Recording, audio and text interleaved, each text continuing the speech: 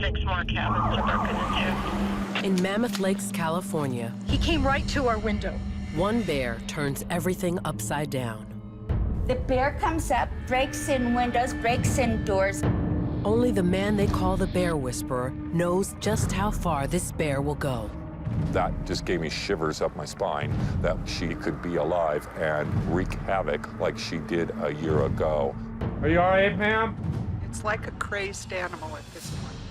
What it did to our community, what it did to me, it was all just shattering. And in the town that loves its bears, It's all right, good girl. no one thought it would come to this. There she is. Got a good shot at it, right?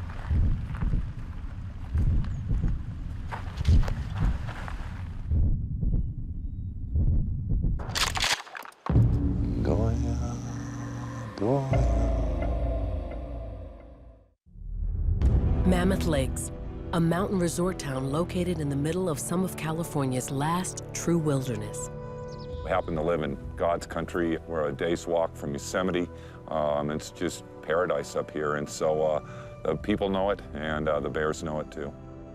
The Mammoth Lakes area is very popular with black bears, and the residents down there have really taken to these bears. They feel that those are their bears, and rightfully so. I mean, they learn to live with these bears, and they become residents of the community just as, you know, the humans that live in the area are. As the town's wildlife patrol officer, it's Steve Searles' job to teach bears to be respectful of people and their houses. A bear that encroaches on either can end up being killed by authorities. No. Move away. He relates to bears and is able to convince them not to get into people's territory in a dangerous way. He teaches them how to live with people, and he's been teaching people how to live with bears. From the minute the bears emerge from winter hibernation, Steve is on patrol. They've lost approximately 50 to 60% of their body weight surviving through the winter. So when they wake up in the spring, they're motivated entirely by food. They will wake up in the morning and they spend their entire day searching out food sources. The cycle of life that we see in Mammoth, the sows and cubs, the lessers, come in the very first in the spring for the food sources that are available in town. They're welcome in Mammoth, as long as they don't forget their bears. They're about 200 yards from my house. It's one of my favorite places in town. And the bears come here and hang out. They have everything they need: safety, food, water, and habitat. Natural food is good.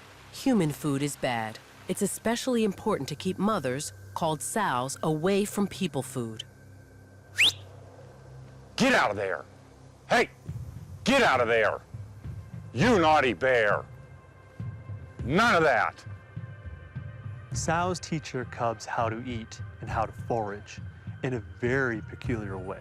The sow will eat an item, and then at the same time, the cub is watching what the sow is eating. The cub will come over to the sow and will sniff her breath.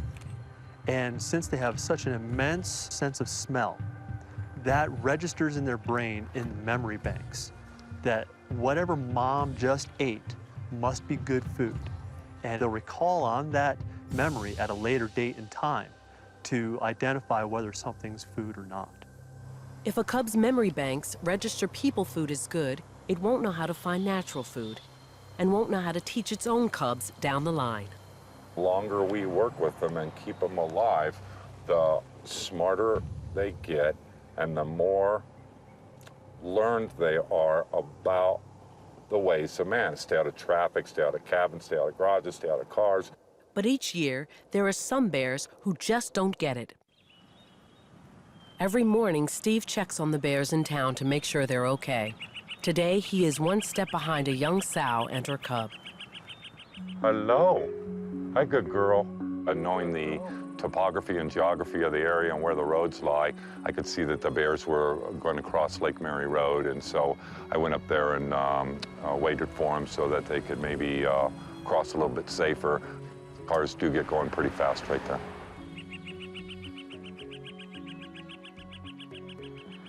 Here we go, here we go. As far as doing traffic control for my bears, it happens, you know, on a regular basis. I wish I could be there every time a bear crosses the road. She's right here, right on top. 99% of the time they cross safely. The other times, it's most often fatal. It's all right. It's all right. There you go. Go get your baby.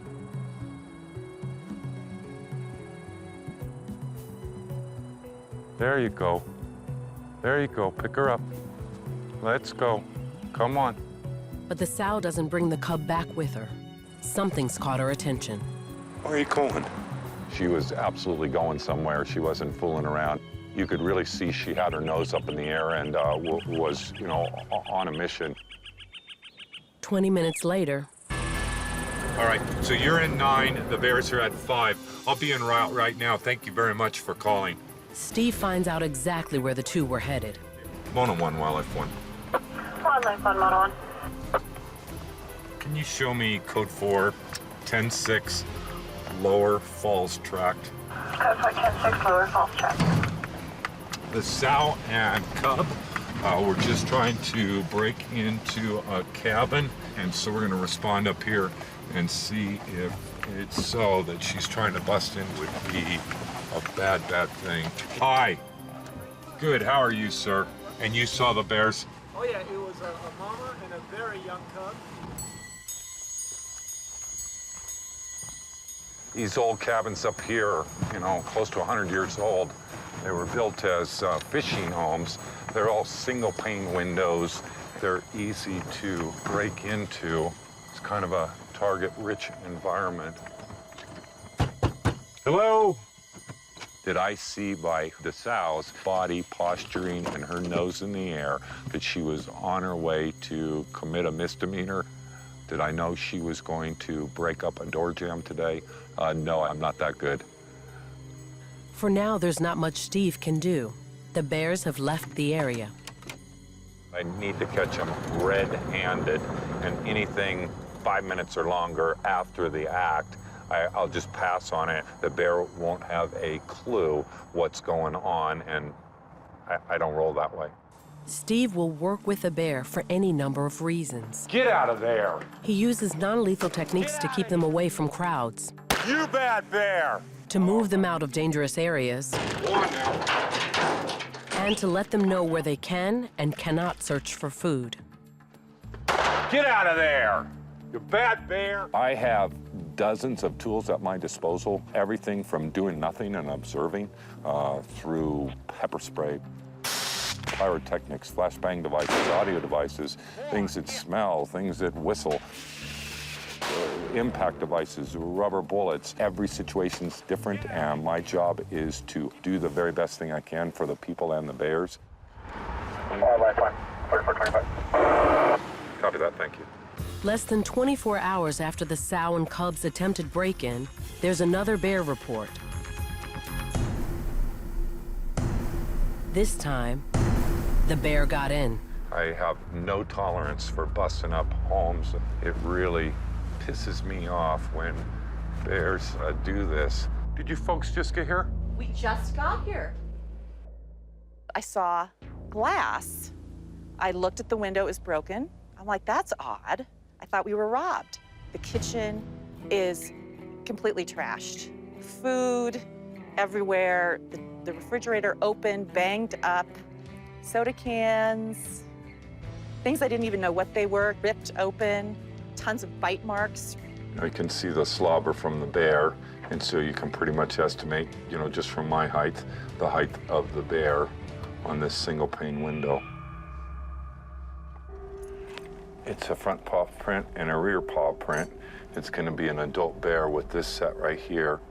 And if you look, the bear came in and out more than once. And unfortunately, I'm guessing that's a cub print right there. 97, A-frame liquor.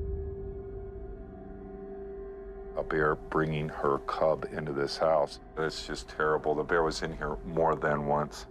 Stealing is a bad thing. Mothers teach their bears, and teaching them how to break into homes will just lead to them getting killed. So you think they smelled and not saw? They smelled something? Their sense of smell is miles and miles, not just hundreds of yards. And they know whether there's pizza in the fridge or whatever. They're very, very strong power smell. Your nose is just to hold your glasses on. It doesn't even work in comparison to a bear. Wow. So should I be worried about the bacon in my car right now? The bacon's got to come out of the car right now. Yeah, Bear break-ins in Mammoth are rare. But last year, a bear named Blondie changed everything. Blondie was responsible for 51 different entries of homes in about a half a square mile. It was expensive homes, lower-end homes, cabins, never a tent, never a trash can. She knew to walk right to the refrigerator, open the refrigerator and the freezer, and help herself. Blondie caused so much property damage, she became headline news. Authorities had no choice. They issued a shoot-to-kill permit. I never, ever saw that bear for the entire rest of the year, and it was just an incredible thing that the bear just disappeared off the map, never seen again. Mono 1, Wallace 197. Now it looks like another bear with a cub is picking up where Blondie left off. Same patterns, same locations. Woman's home alone. 10 for a copy. A half-mile from the last break-in, the sow and cub are trying to get into another home. This time, the house is occupied.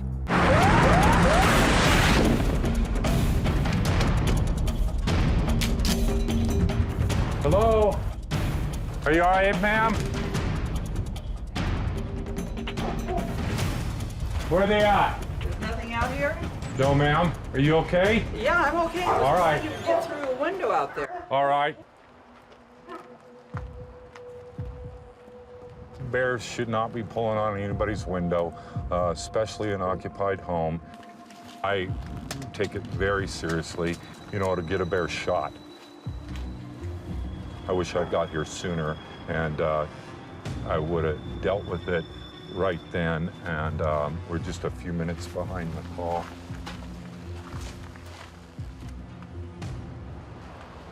It was on the ground, and it was facing you, and it was biting on your window.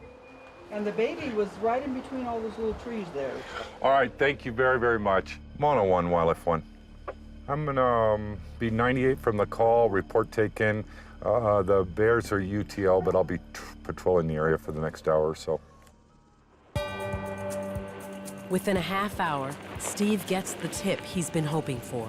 We had a call from one of my neighbors out here and let us know that the sow and cub was lurking around again. And if I can catch her red-handed, it'd be just great. Straight up this way? Yeah, right up the hill. I think we're hot on her trail, and again, no offense to her, but she has been acting up a little bit, and done correctly, aversive conditioning can change her habits for life. Copy, so. There you go. Pardon.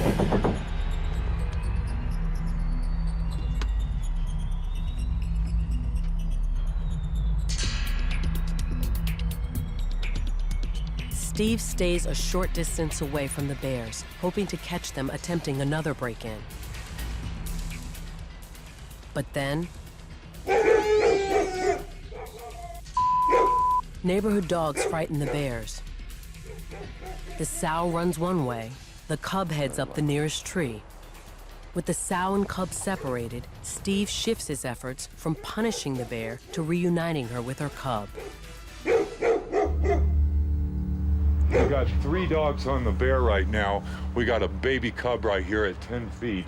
She can't leave the cub here. You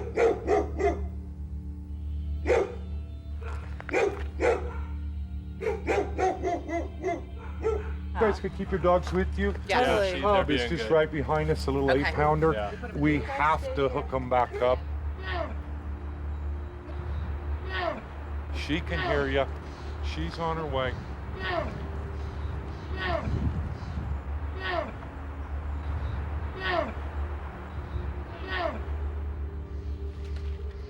Here she comes. All right, all right. Hurry up. It's all right. Come get that cub.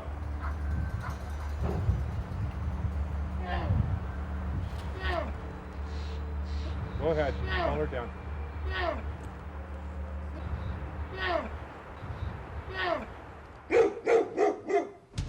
You're all right. Go home. Go on now. Go home. Go home. Go home. Let's go. Good dogs. Go home. Go on. Go on. Get. We almost had it down and reunite these guys. Those dogs just got loose again, which kind of irks me. But good dogs just, you know, charging after the bear, and that's what dogs do.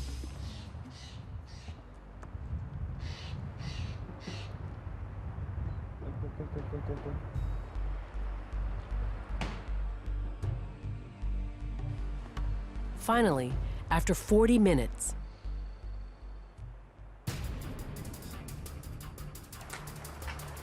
here she comes. The sow's down.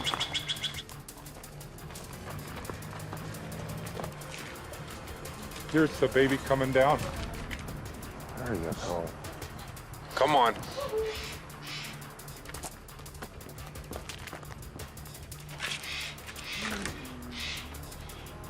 You're all right.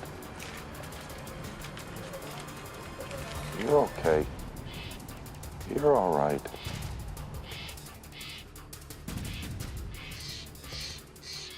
the sow and cub reach the ground, but there's still a lesson to be learned. She was walking away at a slow speed instead of running away. Bears need to learn to be afraid of people. That's my job sometimes, is to professionally be mean to bears. Get out of here! Go on, get! Steve shoots at the sow, not the cub. Go on! Get out of here! Go on! I lit her up and gave her a rubber ball on the ass.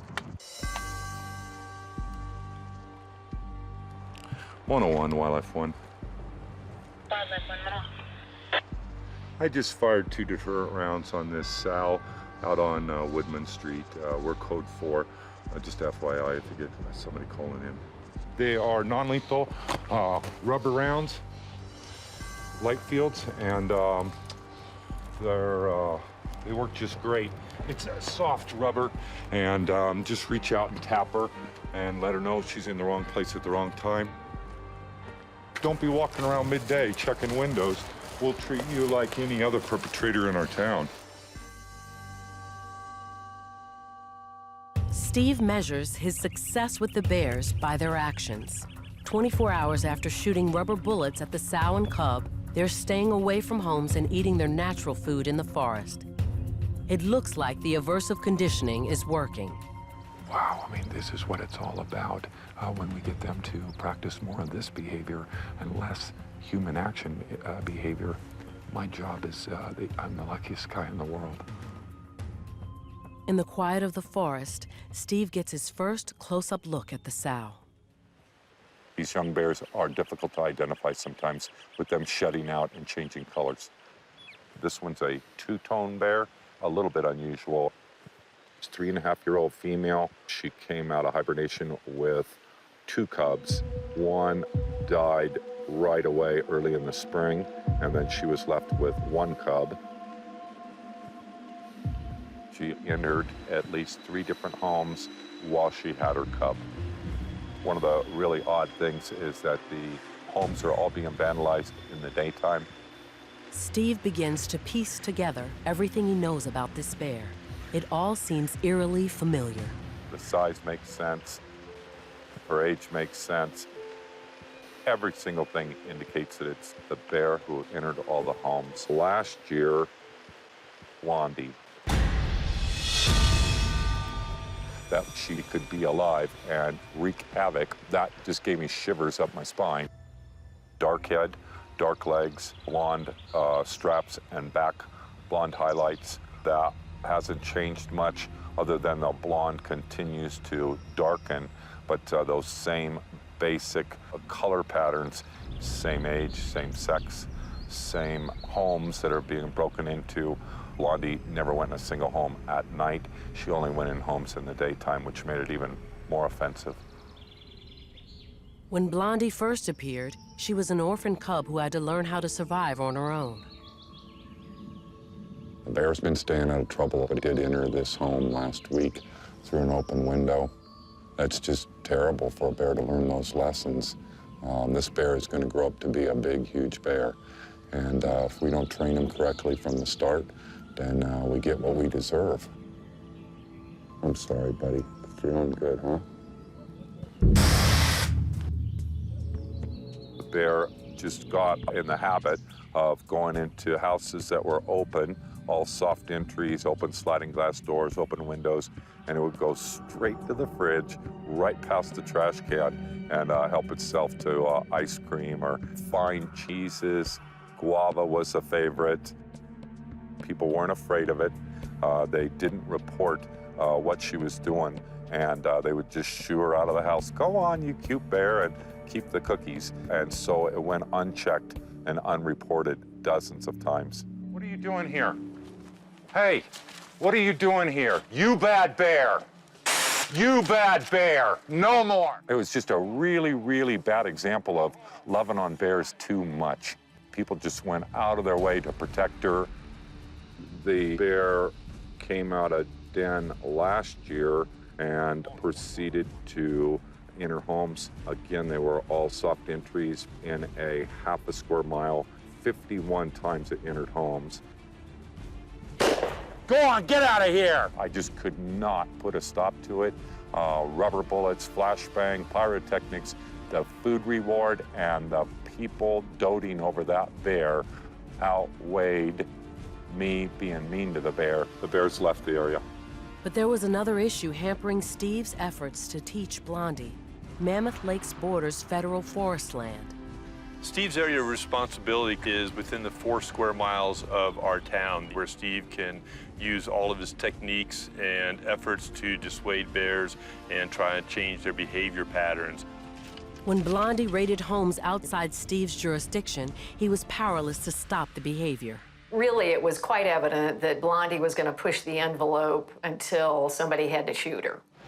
A shoot-to-kill permit was issued for Blondie, but then, as if the bear could sense it, Blondie disappeared, and the shoot-to-kill permit expired. I spent hundreds and hundreds of hours trying to locate her or her carcass, and was unsuccessful. It was really odd, but the bear never showed up again. Until now. And though she's broken into 3 cabins, Steve doesn't punish her. For the moment, she's not breaking any of the rules. We reward our bears by silence and privacy for doing the right thing. It looks like she wants to suckle and feed her cub. And so we're just about to back out of here, and we'll leave her alone. But she's being a good bear, and it's great to see.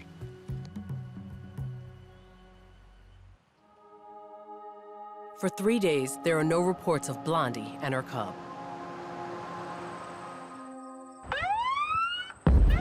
Marty, a copy Wildlife 1. I was on patrol and the car in front of me came to an abrupt stop, so I stopped to see what the problem was. You could tell he was rattled. I walked up to the car. He wouldn't even roll the window down at first. Then he cracked it and told me that a car coming the opposite way up towards Lake Mary had just missed the mom bear and hit a cub right in front of him. Oh.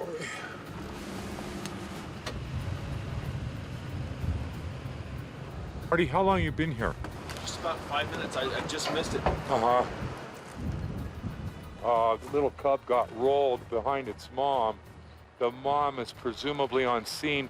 It was dragging the bear off the road, and not good at all, but we'll see if we can help a little bit. I can hear the sow and hear the cub. She's absolutely on scene, Marty. You got lethal on you? Yes. Yeah. The bear was moving like 20 feet each way. You can hear it go down a little bit, come up the hill a little bit. You know, it was moving around like it was pacing back and forth, you know. Sounds like about where that pine is right. That's what I'm thinking too, Marty. You're right on top of it. We got out spotlights and started looking right off the roadway for the bear. It was right within 5 feet of us. She's, yeah, down to my left now. Right here, Marty. Oh. That's your sow. All right, good girl. All right, she's got it. Hello, good bear. The cub, she's looking to her right. The cub's to her right. Hello, good girl. Oh. Is she coming towards us or is she going down? No, she's probably trying to revive him. Okay, okay. This is a really steep slope right here. Watch yourself now. Watch yourself.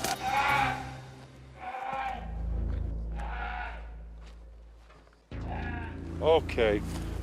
Me.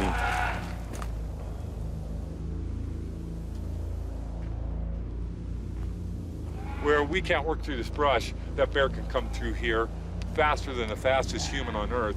You need to be careful when you're dealing with an injured bear. The cub is, you know, is all right.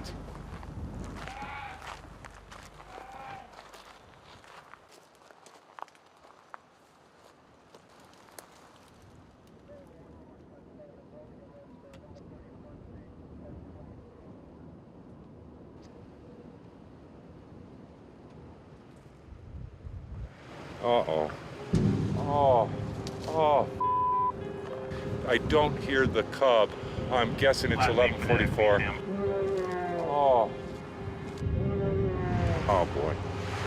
Son of a bitch. The cub died while we were there, and we could hear its vocalization stop.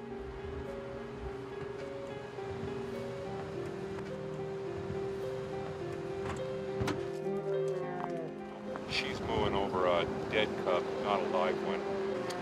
Shoot. I hear ya. I hear ya. The mom was just mourning, and haven't heard her sound like that before. I can't say what she's thinking. I could only hear her wailing in grief. Oh, girl. Oh, I wish I could help that thing more. You have a really, really anxious sow that's just lost her young, and for the safety of everyone involved, we're going to lay back off this scene. How friggin' sad. Thanks, Steve.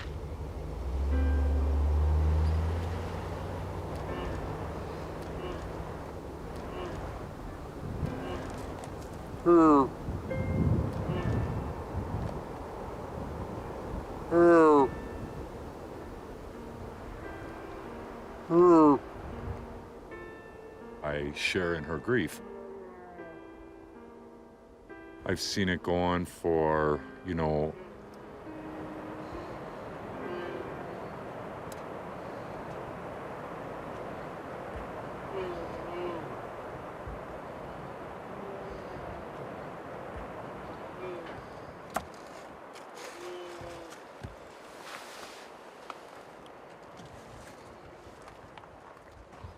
we're done filming, guys.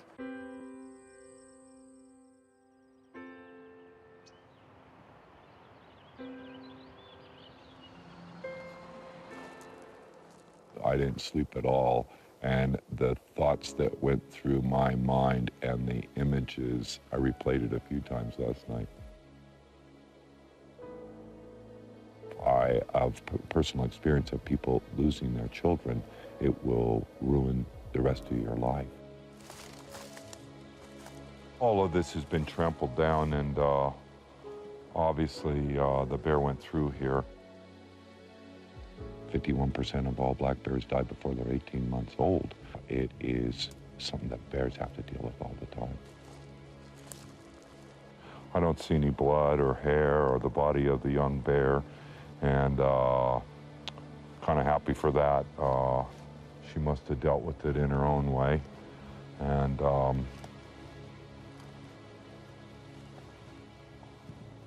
we won't have to do any body recovery today.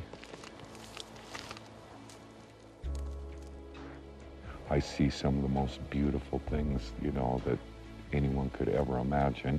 And I also see some of the most horrendous, and it can happen an hour apart.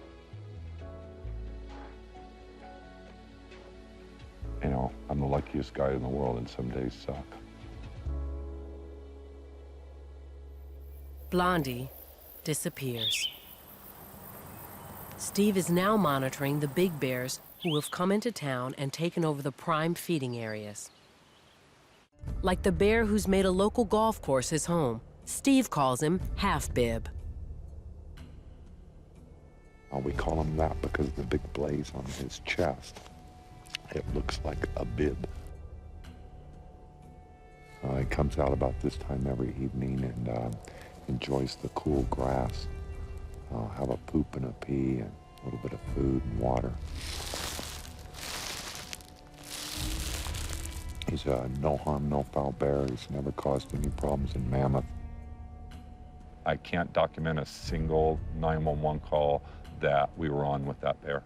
You can set your clock by his habits, and his habits are all good habits. And we'll give him all the room he needs.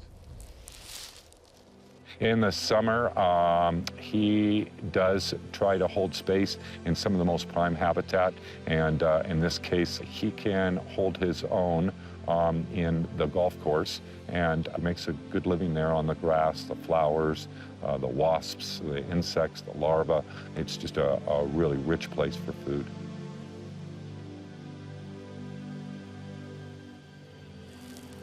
He's not so nervous around people, but other bears, and so his nose is constantly working, making sure that there's not other male dominant bears in the area.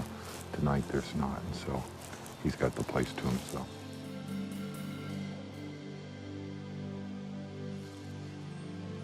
Big guy. Big guy. He isn't habituated, but does he know the ways of man, the traffic patterns, what time the bars close? He sure does.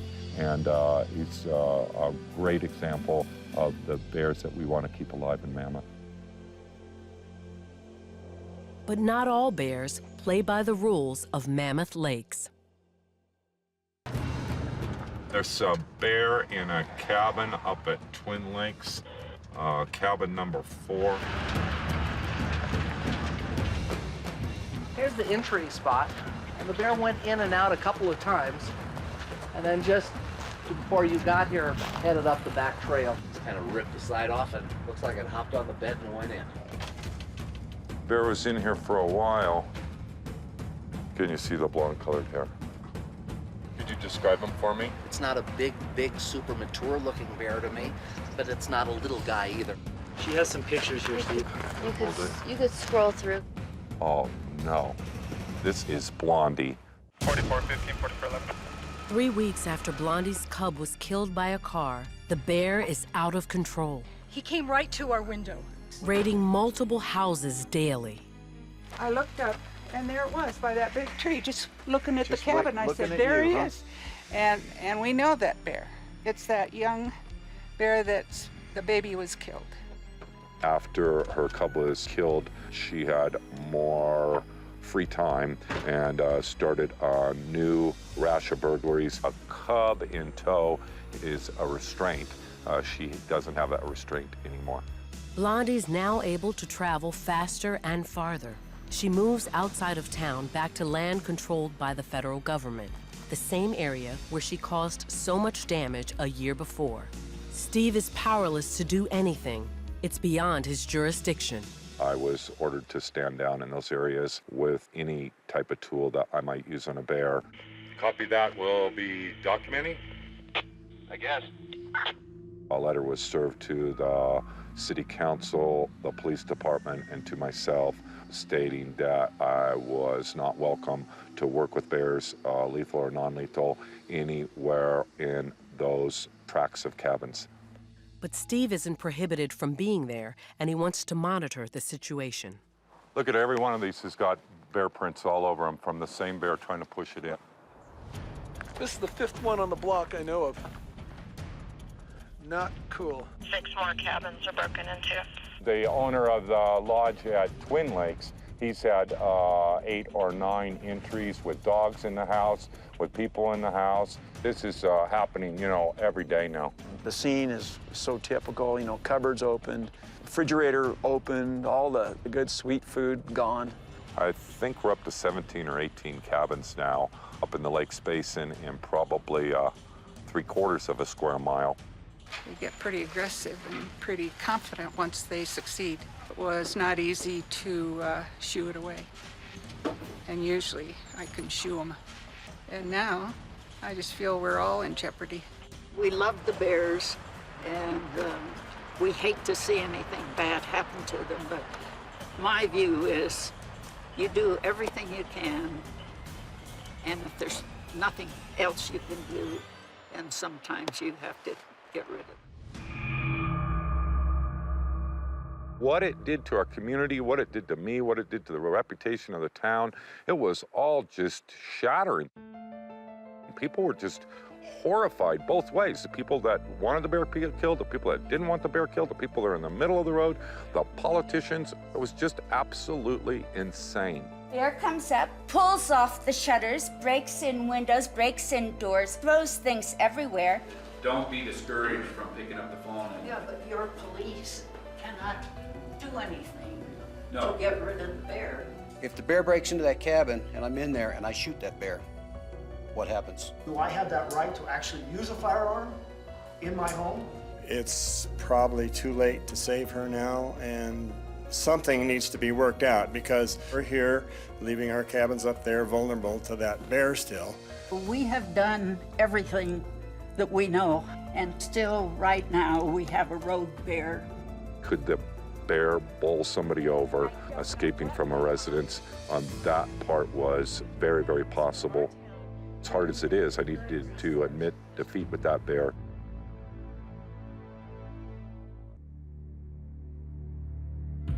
To destroy a bear, law enforcement needs what's called a depredation permit. We had a summer home owner get a depredation permit from the California Department of Fish and Game, which is a process that allows a homeowner to either remove themselves or contract with someone to remove a nuisance animal. She usually went in places that weren't occupied and that were shuttered up, and she would just tear the shutters off, push in the windows. And that's what made her such a dangerous bear, because there was no protection. I mean, if your shuttered cabin doesn't protect you from a bear, then you have no defense. Steve wants to be the one to take the shot. I have gone public asking permission to take the life of this young bear. I have a huge connection with this particular bear. I've spent countless hours dealing with this. If you're not prepared to remove a certain bear out of the population, then you shouldn't be in this line of work. But the permit is for property outside of Mammoth city limits. That bear is in a jurisdictional mess and is on the other side of an imaginary line that the Forest Service owns that property, and it's not within the 4 square miles of town proper, then I'm not allowed to do my work. And boy, am I pissed off. By law, the destruction of the bear falls to federal government trappers who will capture and euthanize her. Relocation is against California Fish and Game policy. We have multiple tools at our disposal that we can use in order to capture a wild bear. We have culvert traps or large cage traps that will put some type of a bait inside, usually a food source that bears are accustomed to. When the bear crawls into the culvert and grabs that bait, it releases the doors and they slam shut, and then they lock, and then that bear is trapped inside the culvert trap. And, you know, typically they're euthanized with a firearm. Bears being shot in the head in live traps bothers me, and especially when it could be prevented. Whatever happens, we should be responsible for ourselves and for our bears. That's why it says don't feed our bears instead of don't feed the bears, because they're not somebody else's bears. They're our bears, and you ought to be responsible for them, good or bad. That night, the traps are set. Blondie never shows. A bear is not a nocturnal bear. It only does daytime burglaries. As every day passes, destroying her becomes a hotter issue for the community that loves its bears. It's not black and white. There is no books written about this or laws written about this. It's to good judgment. We're all here to serve the public. And what would the public want? What would mom and dad and the normal, everyday people that aren't on scene, what would they be saying to do? Shoot. Shoot. Steve can't do anything to save Blondie. The most he can do is help find her and make sure authorities get the right bear.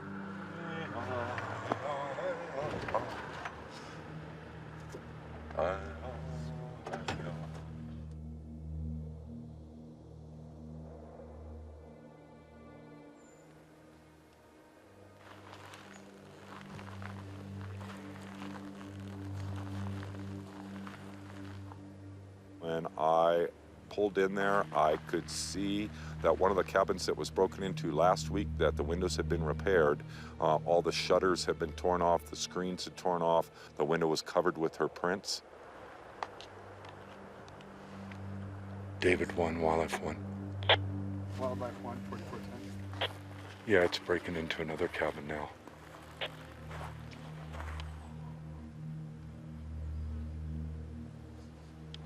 I'm just going to confirm with you. We got the go-ahead. We're good to go. Okay. Yes. Okay. We have the piece of paper. The folks who own the summer homes up here, their personal safety is my responsibility. I have to do the right thing by them.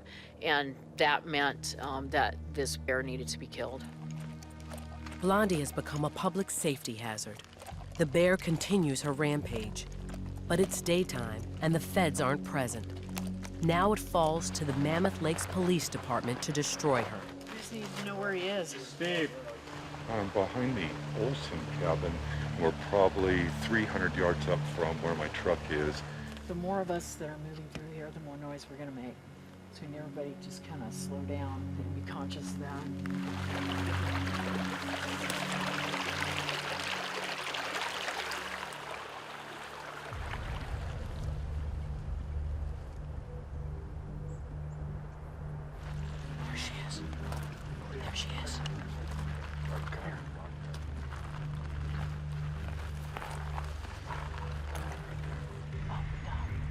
You got a good shot at it, right?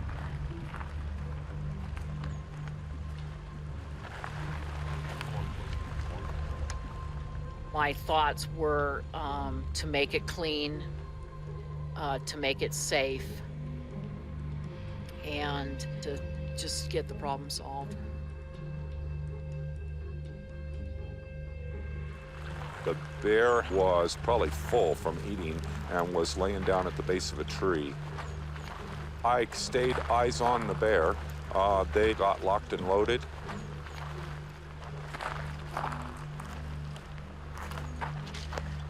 We're okay. Take your time. Take your time, Karen. Yeah, I'm sorry.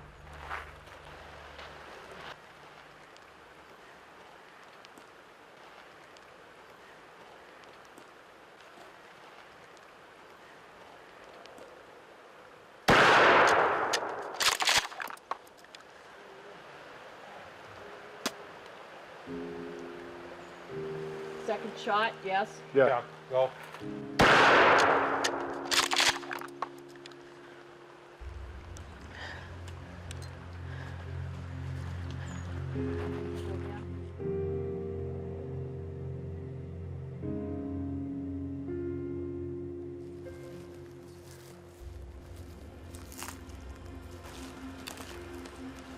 Yeah, everybody stand down.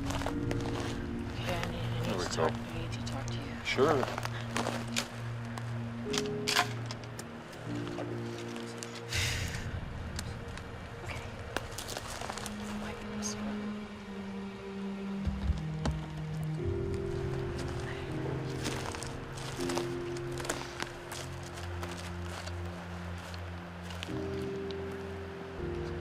I was sorry that we'd gotten to the point with this animal.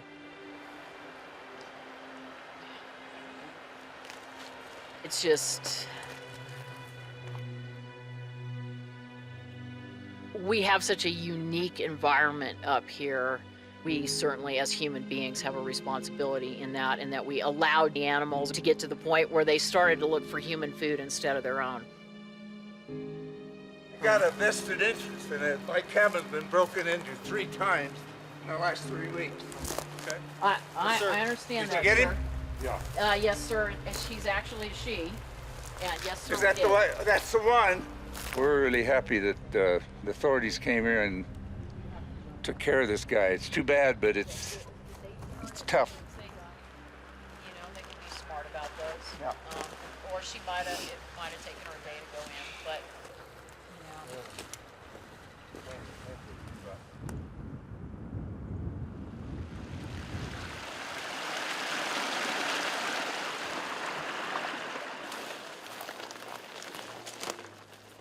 California Department of Fish and Game wildlife biologists will take the carcass. They're responsible for disposing of the body.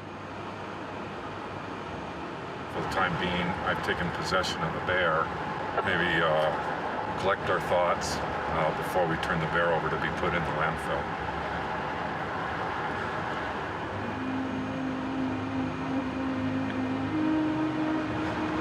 None of this had to happen this way. It's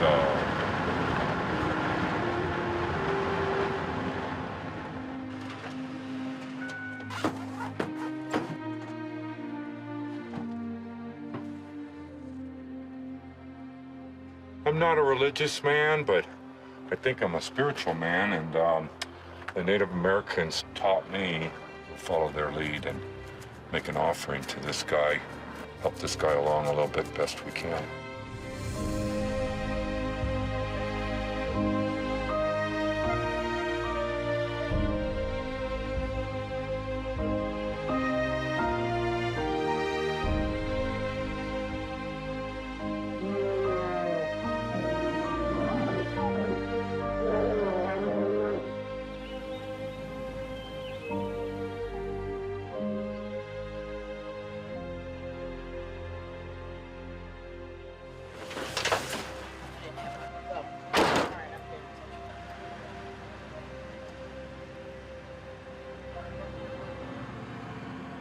Mono-1, Wildlife 1.